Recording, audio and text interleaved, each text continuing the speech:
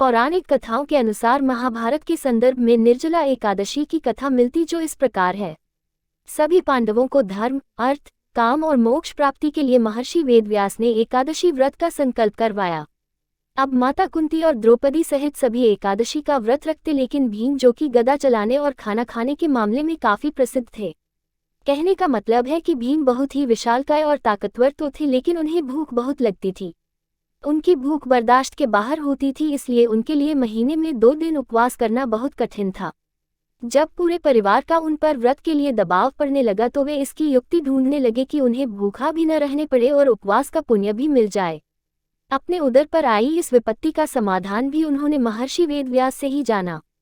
भीम पूछने लगे, हे पितामह, मेरे परिवार के सभी सदस्य एकादशी का उपवास रखते हैं और मुझ पर भी दबाव बनाते हैं, लेकिन मैं धर्म, कर्म, पूजा पाठ, दान आदि कर सकता हूँ, लेकिन उपवास रखना मेरे सामर्थ्य की बात नहीं है।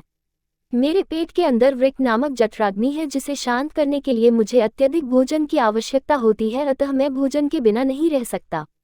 तब व्यास जी ने कहा, भीम, यदि तुम स्वर्ग और नरक में यकीन रखते हो तो तुम्हारे लिए भी यह व्रत करना आवश्यक है। इस पर भीम की चिंता और भी बढ़ गई। उसने व्यास जी कहा, हे महर्षि, कोई ऐसा उपवास बताने की कृपा करे जिसे साल में एक बार रखने पर ही मोक्ष की प्राप्ति हो। इस पर महर्षि वेदव्यास ने गदाधारी भीम को कहा कि हे वत्स, यह उपवास है तो बड़ा ही कठिन, लेकिन इसे रखने से तुम्हें सभी एकादशियों के उपवास का फल प्राप्त हो जाएगा। उन्होंने कहा कि इस उपवास के पुण्य के बारे में स्वयं भगवान श्री कृष्ण ने मुझे बताया है। तुम ज्येष्ठ मास के शुक्ल पक्ष की एकादशी का उपवास करो। इसमें आचमन व स्नान के अलावा जल भी ग्रहण नहीं किया जा सकता। अतः एकादशी की तिथि पर निर्जला उपवास रखकर भगवान केशव यानी श्री हरि की पूजा करना और अगले दिन स्नान आदि कर ब्राह्मणों को दान दक्षिणा देकर भोजन करवाकर फिर स्वयं भोजन करना।